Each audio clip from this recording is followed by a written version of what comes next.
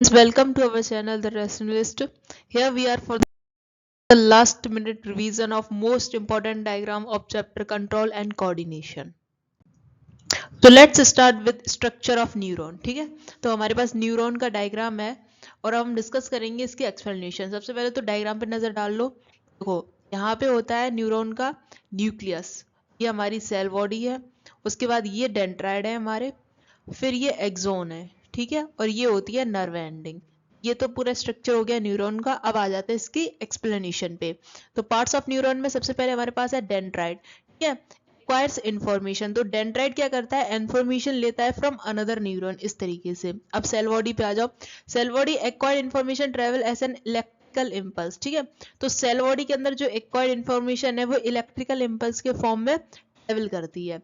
Axon जो कि ये है लॉन्गेस्ट फाइबर, ये क्या करता है, it transmit electrical impulse from cell body to dendrite of next neuron. ठीक है, ये क्या करेगा, जो इलेक्ट्रिकल इम्पल्स है उसे ट्रांसमिट करेगा from dendrite of to dendrite of next neuron from the neuron. ठीक है, अब सिनेप्स क्या है, it is the gap between the nerve ending of one neuron and dendrite of another neuron. ठीक है, ये हमारे पास क्या है, nerve ending.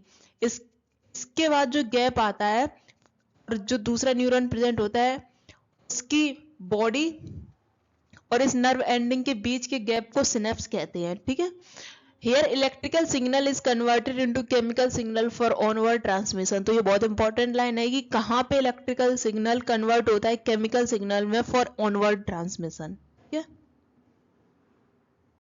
Now we will discuss reflex arc. ठीक है, तो देखो रिफ्लेक्स आर्क का हमारे पास स्ट्रक्चर दिया हुआ है जिसमें हम देख रहे हैं कि एक हैंड से अगर हम किसी भी हॉट या कोल्ड ऑब्जेक्ट को टच करते हैं तो फिर रिस्पॉन्स जनरेट होता है वो किस तरीके से होता है. ठीक है, तो देखो सबसे सिंपलेस्ट वे इसको समझाने का, सबसे पहले क्या होगा, एक स्टिमुलस जनरेट होगा. हम अगर अपने किसी भी सेंस ऑर्गन से किसी चीज को टच करेंगे. ठीक है, तो देखो जैसे हमने टच किया हीट को, अब क्या हुआ, एक स्टिमुलस जनरेट हुआ जो कि रिसेप्टर ऑर्गन ने, फॉर एग्जाम्पल हमारी स्किन. ठीक है, उसने कैच किया और उसने भेजा स्पाइनल कॉर्ड को.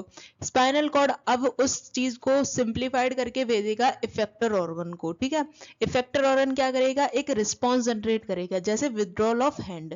तो इस तरीके से तो पूरा पाथवे होता है स्पाइनल कॉर्ड का कि कैसे रिफ्लेक्स आर्क वर्क करता है. और ये हमारे पास डायग्राम दिया हुआ है. अब we will discuss location of some important glands. ठीक है, तो देखो सबसे पहले हम लेते हैं पीनियल ग्लैंड को. ये कहाँ होता है, मिड ऑफ द ब्रेन में होता है. उसके बाद पिट्यूटरी ग्लैंड, ये होता है बेस ऑफ द ब्रेन. इसी के ऊपर होता है हाइपोथैलेमस. ठीक है, तो ब्रेन के अंदर ये वाले तीनों ग्लैंड की आप लोकेशन समझ गए. अब आते हैं नेक की तरफ. नेक की तरफ आता है सबसे पहले थायराइड ग्लैंड जिसकी लोकेशन नेक पे ही होती है. ठीक है, उसके बाद उसके नीचे या फिर उसके पास में होता है पैराथायरॉयड ग्लैंड्स. ठीक है, थाइमस की लोकेशन होती है बिटवीन द लंग्स, ये याद रखो लोकेशन सबकी. उसके बाद आ जाता है पेनक्रियाज, ये होता है बिहाइंड द स्टमक. ठीक है, उसके बाद है adrenal gland at the top of kidneys, testis की स्क्रोटम में होती है. और फीमेल्स के अंदर ओवरी की लोकेशन होती है इन द, या फिर यूट्रस के आसपास. ठीक है, ओवरी की जो लोकेशन होगी वो यूट्रस के आसपास होगी, इधर साइड ऑफ यूट्रस ये कह लो. ठीक है, अब देखो सिर्फ टेस्टिस और ओवरी की जो लोकेशन है वो वेरी कर रही है मेल्स और फीमेल्स में, बाकी सब जो ग्लैंड्स है उनकी लोकेशन क्या होंगी, सेम होंगी. Now we will discuss some hormone, इनके एंडोक्राइन ग्लैंड, उनकी लोकेशन और उनके फंक्शन. ठीक है, तो सबसे पहले हम लेते हैं थायरॉक्सिन. अब ये कौन सा एंडोक्राइन ग्लैंड रिलीज करता है, थायराइड. और इसकी लोकेशन कहाँ पे होती है, नेक या थ्रोट रीजन में. अब इसकी फंक्शन क्या होता है, regulation of metabolism of carbohydrates fats and proteins. ठीक है, तो ये आप याद रखिए, इंपॉर्टेंट है, आ सकता है कि कहाँ किस ग्लैंड की लोकेशन कहाँ पे होती है और वो कौन से हार्मोन रिलीज करते हैं और उनकी फंक्शंस बताइए. ठीक है, अब देखो ग्रोथ हार्मोन, ये क्या होता है, पिट्यूटरी ग्लैंड रिलीज करते हैं जो कि मास्टर ग्लैंड भी होता है. कहाँ पे प्रेजेंट होता है, मिड ब्रेन पे. ठीक है, ये क्या करता है, रेगुलेट ग्रोथ एंड डेवलपमेंट, इसका नाम ही ग्रोथ हार्मोन है तो ग्रोथ से ही रिलेटेड काम करेगा. ठीक है, अब उसके बाद आ जाओ एड्रेनालिन, ये कौन सा ग्लैंड रिलीज करता है, adrenal.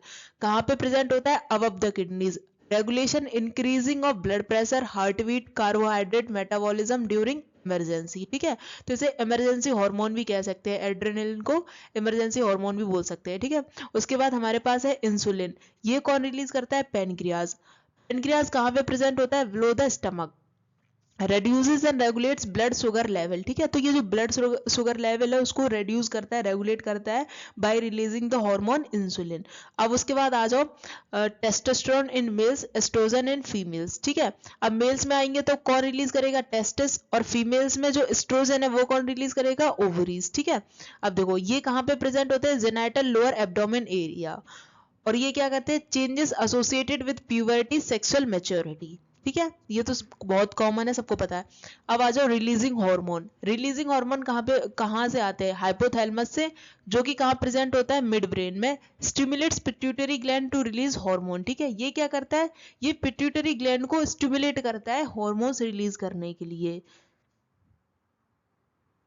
Now we will discuss human spinal cord, ठीक है। तो सबसे पहले तो स्ट्रक्चर देख लो, ये हमारे पास स्ट्रक्चर है, ये ब्रेन होता है, ये स्पाइनल कॉर्ड कनेक्टेड होता है पूरा, जो कि हमारी बैकबोन में प्रेजेंट होता है, ये वर्टिब्रा होता है जो इसकी प्रोटेक्शन करता है स्पाइनल कॉर्ड की, ठीक है। ये स्पाइनल कॉर्ड है, ये कॉइडा इक्विना है, इस तरीके से जो टेल लाइक स्ट्रक्चर है नीचे, ठीक है। अब देखो spinal cord is enclosed in vertebral column, ठीक है। तो ये क्या करता है, प्रोटेक्शन ऑफ स्पाइनल कॉर्ड करता है। Coordination between nervous and muscular tissue. अब देखते हैं कि जो स्पाइनल कॉर्ड है वो किस तरीके से कोऑर्डिनेट करता है between nervous and muscular tissue. तो सबसे पहले क्या होता है कि स्टिमुलस मिलता है सेंस ऑर्गन को, फिर सेंसरी नर्व के थ्रू वो जाता है सीएनएस के पास, यानी हमारे सेंट्रल नर्वस सिस्टम के पास। यहाँ पे इंफॉर्मेशन रिसीव हुई, प्रोसेस हुई, डिसीजन लिया सीएनएस ने, और रिस्पांस जनरेट किया। अब ये रिस्पांस मोटर नर्व के थ्रू पास करेगा, मसल के पास जाएगा। यहाँ पे होता है रीअरेंजमेंट ऑफ मसल प्रोटीन, ठीक है।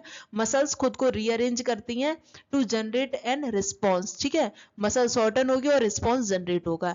इसलिए बड़े ही सिंप्लीफाइड तरीके से बताया गया है कि किस तरीके से स्पाइनल कॉर्ड की फंक्शनिंग होती है, ठीक है। ये हमारा कंप्लीट हो गया। Now let's discuss parts of brain, ठीक है। तो ये हमारे पास ब्रेन का स्ट्रक्चर दिया हुआ है, ये देखो यहाँ पे प्रेजेंट होता है सेरिब्रम, ये क्रेनियम स्कल, ठीक है। उसके बाद ये पूरा पार्ट क्या है, फोर ब्रेन का, ये हाइपोथैलेमस पिट्यूटरी ग्लैंड जो हम ऑलरेडी डिस्कस कर चुके हैं। हिड ब्रेन के पार्ट क्या होते हैं हमारे पास, पोन्स, मेड्यूला और सेरिबलम। ये स्पाइनल कॉर्ड है और ये मिड ब्रेन है। अब इनकी फंक्शनिंग देख लो। सबसे पहले क्या है, fore brain. It is the most complex part of the brain, it consist of cerebrum. अब ऐसे याद रख लो, फोर ब्रेन है यानी कि सबसे आगे वाला ब्रेन है, सबसे अच्छे काम यहीं पे हो रहे होंगे, ठीक है। It is the most complex part of the brain, it consist of cerebrum. Cerebrum consist करता है। अब इसके फंक्शन देख लो। Thinking part of the brain, तो जो थिंकिंग का जो भी प्रोसेस चलता है वो सारा फोर ब्रेन में चलता है। Control the voluntary action, voluntary action control करता है, ठीक है। स्टोर इंफॉर्मेशन, मेमोरी जो भी स्टोर होती है वो फोर ब्रेन में ही होती है। उसके बाद एसोसिएटेड विद हंगर, तो जो हंगर को रेगुलेट करता है या कंट्रोल करता है या जो सिग्नल भेजता है हंगर के, वो कौन करता है, फोर ब्रेन, ठीक है। अब आ जाओ मिड ब्रेन पे। Controls involuntary action such as change in pupil size. Involuntary action जो मतलब हमारे कंट्रोल में नहीं है, ठीक है। Action such as change in pupil size, जो पीपल का साइज चेंज होता है ना लाइट की वजह से, उस पर ये काम करता है। Reflex movement of head, neck and trunk, ठीक है। तो जो रिफ्लेक्स मूवमेंट होते हैं, याद रखना सिर्फ सिंपल मूवमेंट्स की बात नहीं हो रही है, रिफ्लेक्स मूवमेंट की बात हो रही है of head, neck and trunk. उसके बाद हिंड ब्रेन पे आ जाओ। इट हैज थ्री पार्ट्स, ठीक है। कौन कौन से थ्री पार्ट्स हैं, सेरिबेलम, मेडुला और पोन्स। सेरिबेलम क्या करेगा, controls posture and balance, precision of voluntary action such as picking pen, ठीक है, ये करता है। मेडुला क्या करेगा, controls involuntary action such as blood pressure and vomiting. ये मेडुला करता है इनवॉलेंट्री एक्शंस को control, such as blood pressure, vomiting, ये सब। पोन्स क्या करता है, इनवॉलेंट्री एक्शन को ये भी रेगुलेट करता है, जैसे regulation of respiration. So students, we have covered diagrams of control and coordination very simplified way, ताकि आपको सबको समझ में आए, डायग्राम भी समझ में आए और साथ साथ उसकी explanation भी. For next upcoming videos, please connect with us. Thank you.